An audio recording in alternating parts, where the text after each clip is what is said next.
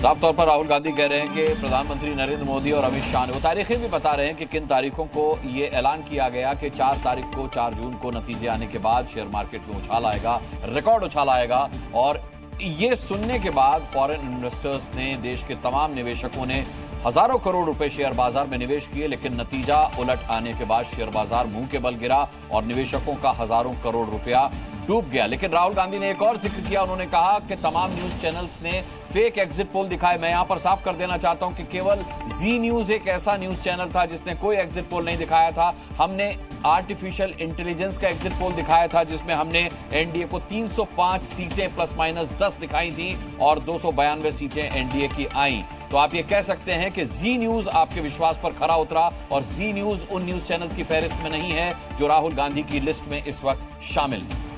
शुक्रिया राहुल जी। हाँ Sanjay.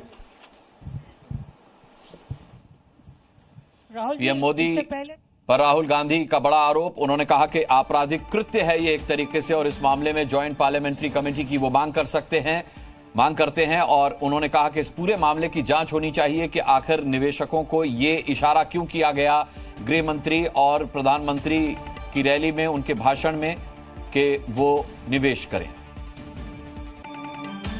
This is a much broader issue. This is directly the Prime Minister of India, Home Minister, who are privy to data on actual election results, who have IB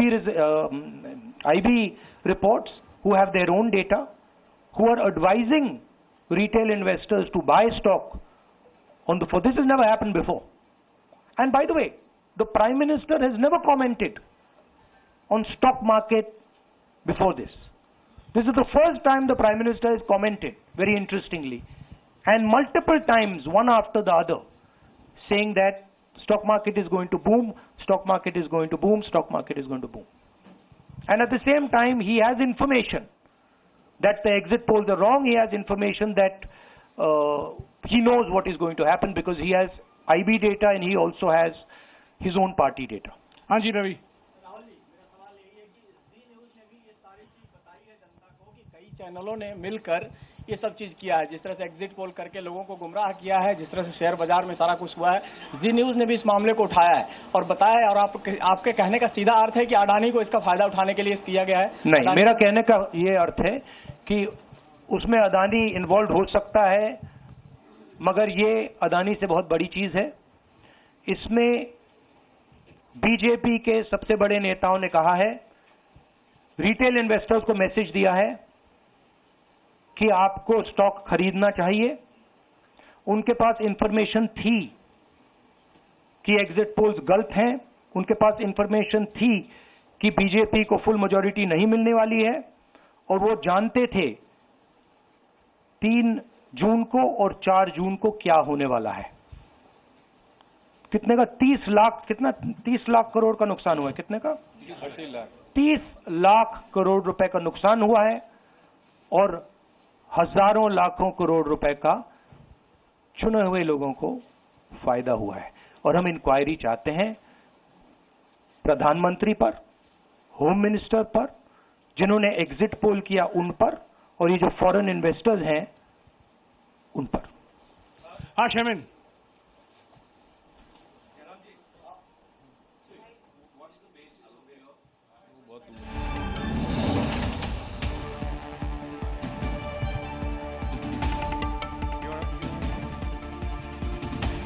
ji news के सवाल पर अभी आप राहुल गांधी को सुन रहे थे। हमारे संवाददाता रवि ने उनसे सवाल पूछा था और उसके जवाब में उन्होंने 30 लाख करोड़ के घाटे की बात कही। उन्होंने कहा है कि ये बहुत बड़ा स्कैम है जिसकी जांच होनी चाहिए और प्रधानमंत्री को या गृह मंत्री को इससे पहले शेयर मार्केट की बात करते नहीं सुना गया, लेकिन चुनाव प्रचार के दौरान वो लगातार शेयर मार्केट की बात कर रहे थे और 4 जून के नतीजों के बाद शेयर मार्केट में उछाल की बात कहकर वो निवेशकों को निवेश करने के संकेत दे रहे हैं। Alleging the involvement of the Prime Minister and the Home Minister. Yes. And whose money is it? Yes, Are you saying that is what I am saying.